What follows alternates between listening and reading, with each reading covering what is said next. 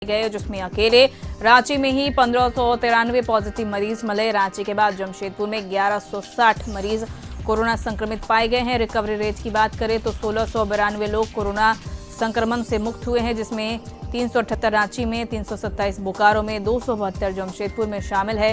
मंगलवार को कुल 4 कोरोना संक्रमित मरीजों की मौत हुई, जो सभी जमशेदपुर से है। प्रदेश में अभी कुल 26,019 एक्टिव केस है। इसमें सिम्टोमेटिक मरीज 1127 है। होम आइसोलेशन में रहने वाले मरीजों की संख्या 24,890 है। वहीं सरकारी और निजी अस्पतालों में भर्ती मरीजों की संख्या 893 है। कोरोना से निपटने को लेकर प्रदेश में कुल 14,863 बेड उपलब्ध है, जिसमें 157 बेड पर मरीज है।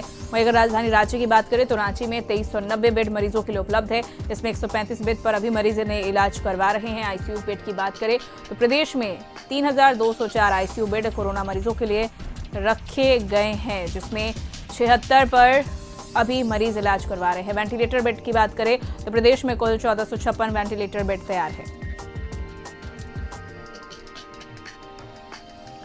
बिहार में कोरोना के मामलों में फिर से उछाल देखने को मिला है। 24 घंटे में 5,908 नए मामले सामने आए हैं, जो 10 जनवरी के मुकाबले 1171 ज्यादा है। वहीं कोरोना से पिछले 24 घंटे में 5 लोगों की मौत हुई है।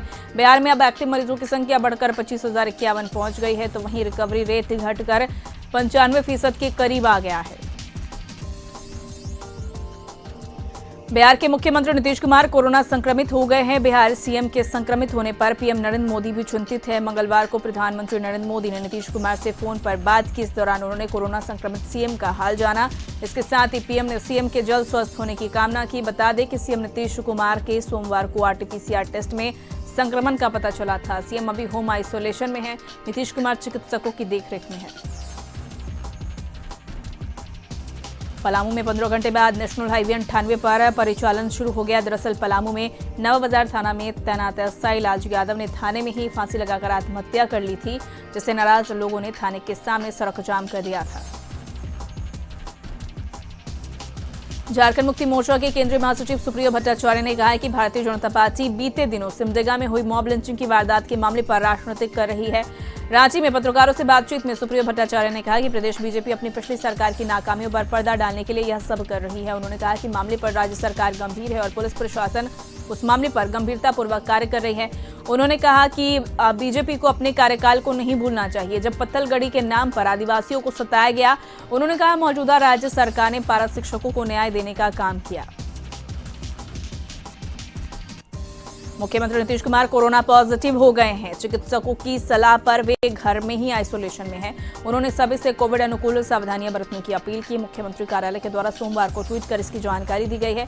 तो वही नेता प्रतिपक्ष तेजस्वी यादव ने सीएम नीतीश के लिए कामना की है। उन्होंने मुख्यमंत्री के कोरोना से जल्द स्वस्थ होने की कामना की। दूसरी तरफ उनके जल्द स्वस्थ होने के लिए समर्थक पूजा पाठ कर रहे हैं। शेखपुरा के ब्रह्मस्थान स्थित विश्वेश्वर महादेव मंदिर में जेडीयू नेताओं ने हवन किया और सीएम के जल्द स्वस्थ होने की कामना की। मंत्रोच्चारण के बीच भगवान से प्रार्थना की गई कि ईश्वर उन्हें जल्द से जल्द स्वस्थ करे।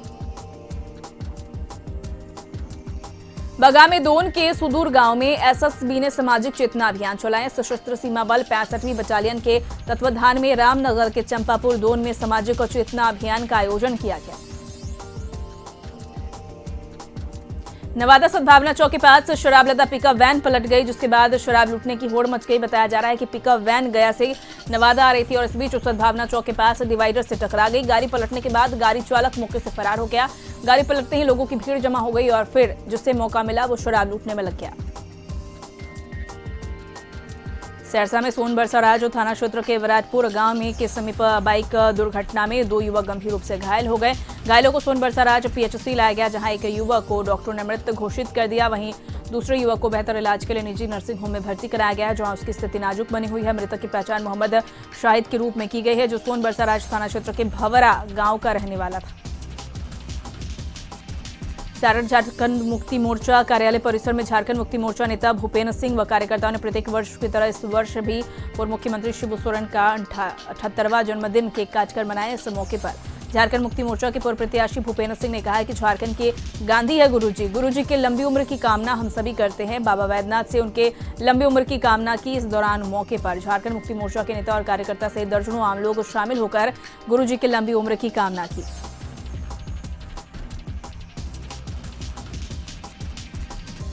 कटिहार में आटा चक्की मिल संचालक की हत्या का पुलिस ने खुलासा किया। पुलिस ने 4 आरोपियों को गिरफ्तार किया है। पुलिस का दावा है कि अवैध संबंध में हत्या की वारदात को अंजाम दिया गया था। दरअसल साल के पहले दिन आटा चक्की मिल के संचालक मंटू कुमार सिंह की हत्या कर दी गई थी।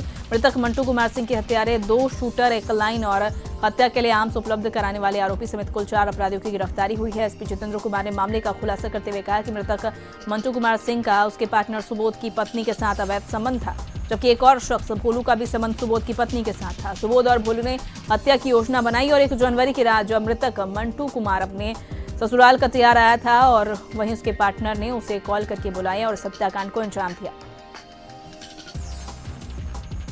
खबर बगहा से है, जहां धनहा में दबंगों ने एक व्यक्ति का घर उजाड़कर बेघर कर दिया। भूमिहीन होकर दंपति अब दर-दर भटक रहे हैं। कड़ाके की सर्दी में खुले आसमान के नीचे सोने को परिवार मजबूर है। आरोप है कि डीएम से भी गुहार लगाई, लेकिन कहीं से भी न्याय नहीं मिला। मामला धनाहा थाना के खुथावा पंचायत के वार्ड नंबर 11 का है। आरोप है कि यह विवाद प्रशासनिक लापरवाही के कारण सुलझ नहीं पा रहा है। नक्सल प्रभावित इलाकों में सीआरपीएफ की टीम एक नया अभियान चला रही है, जिसका मकसद है ग्रामीणों के दिलों से नक्सलियों के खौफ को हटाना। इस अभियान का मकसद है ग्रामीणों की मदद करना, जिससे वो लोग नक्सलियों के झांसे में नहीं आ पाए। गढ़वा काती नक्सल प्रभावित इलाका है। यह है भंडरिया का कुल्ही पिकेट। यहाँ से बेहद नजदीक है नक्सलियों का गढ़ बूढ़ा पहाड़, जहाँ नक्सली आज भी काबिज है। और अब नक्सलियों के गढ़ के पास से सीआरपीएफ सहयोग के नाम पर एक अभियान चला रही है, जिसमें गांव वालों को जरूरत के सामान दे रही है, जिससे बूढ़ा पहाड़ के नजदीक ग्रामीण नक्सलियों के संपर्क में न आए। पिकेट में ग्रामीणों की अभीर बूढ़ा पहाड़ के नजदीक में गांव हेसातू, कुल्ही, परसवार, टिहरी सहित दूसरे ग्रामीणों के बीच कंबल वितरण कर रही है। ये कंबल वितरण एक संकेत है कि अब ग्रामीण नक्सलियों के झांसे में नहीं आने वाले हैं, बल्कि समाज की मुख्य धारा में रहकर इन सुरक्षा जवानों के साथ कदम से कदम मिलाकर चलने की गवाह बन रही है। बिहार में मौसम का मिजाज बदल गया है। राजधानी के कई इलाकों में बूंदाबांदी हुई। मौसम विभाग ने कहा है कि राज्य के ज्यादातर जिलों में आज बारिश होगी, साथ ही कुछ इलाकों में ओलावृष्टि की भी संभावना है। विभाग का मानना है कि बारिश के बाद ठंड और बढ़ जाएगी। विधायक सरयू राय ने झारखंड की हेमंत सरकार को एक चिट्ठी लिखी है। इस चिट्ठी में उन्होंने राज्य सरकार को याद दिलाते हुए लिखा है कि उन्होंने पिछली सरकारों के दौरान राज्य में भ्रष्टाचार के कई मामलों के साक्ष्य राज्य सरकार को सौंपे। राज्य सरकार ने शुरुआती दौर में इनकी जांच के लिए कदम भी उठाए, लेकिन इसका परिणाम कुछ भी नहीं निकला। कई भ्रष्टाचार के मुद्दे पर जांच की बात कही गई, लेकिन कुछ कार्रवाई आगे बढ़ने के बाद वो रुक गई और इस मामले में कोई गंभीर आरोप नहीं हुई है। उन्होंने कथित तौर पर मैनहर्ट घोटाले की चर्चा करते हुए लिखा है कि इस मामले की जांच एसीबी से कराने का आदेश 1 साल पहले हुआ, लेकिन यह आदेश एफआईआर दर्ज कर जांच करने का नहीं हुआ, बल्कि प्रारंभिक जांच करने का हुआ। उन्होंने लिखा है कि पता नहीं क्यों सरकार इस मामले में ढूलमुल रवैया अपना रही है।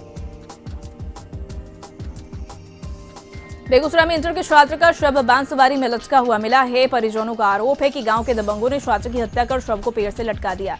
पूरी घटना बरौनी थाना क्षेत्र के मिर्जापुर चांद गांव की है। परिजनों का आरोप है कि गांव के त्रिवेणी सिंह के परिजन अपने खेत में मिट्टी कटाई की गई थी। उनको शक था कि छात्र सुमंत कुमार पासवान ने कांग्रेस के नेता अमरिंदर सिंह के खेत में मिट्टी कटाई की सूचना दी थी। इसी से नाराज होकर त्रिवेणी सिंह और उनके परिजनों ने कल शाम छात्र के साथ मारपीट की थी। मृतक की मां ने कहा कि मिट्टी कटाई की सूचना उनके पुत्र ने नहीं दिया था। कल ही वह इंटर की प्रायोगिक परीक्षा देकर लौटा था। कल शाम में मारपीट की गई थी। रात में वह सोया था और आज सुबह उसका शव बांस से लटका मिला। फिलहाल पुलिस मौके पर पहुंचकर पूरे मामले की तफ्तीश कर रही है। पटना के बीजेपी कार्यालय में पीएम मोदी की सुरक्षा में चूक को लेकर हस्ताक्षर अभियान चलाया गया। न सिर्फ बीजेपी कार्यालय बल्कि पूरे बिहार में यह अभियान चलाया गया। बीजेपी ऑफिस में प्रदेश अध्यक्ष संजय जायसवाल और डिप्टी सीएम तारकिशोर प्रसाद ने इसमें शामिल हुए। दोनों नेताओं ने एक सुर में पंजाब सरकार पर हमला बोला और कहा कि पंजाब में पीएम मोदी के खिलाफ आतंकी घटना की साजिश रची गई थी। तो वहीं औरंगाबाद में भी बीजेपी नेताओं और कार्यकर्ताओं ने शहर के रमेश चौक पर हस्ताक्षर अभियान चलाया।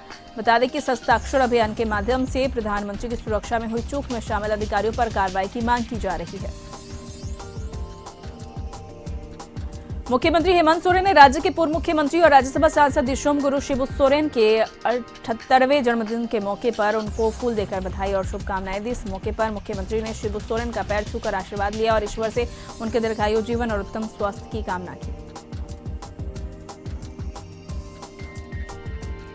नेता प्रतिपक्ष तेजस्वी यादव पार्टी नेताओं के साथ हैदराबाद पहुंचे, जहां उन्होंने प्रगति भवन में तेलंगाना के मुख्यमंत्री के चंद्रशेखर राव और राज्य सरकार के मंत्री उनके सुपुत्र सहित अन्य वरीय नेताओं से शिष्टाचार भेंट की।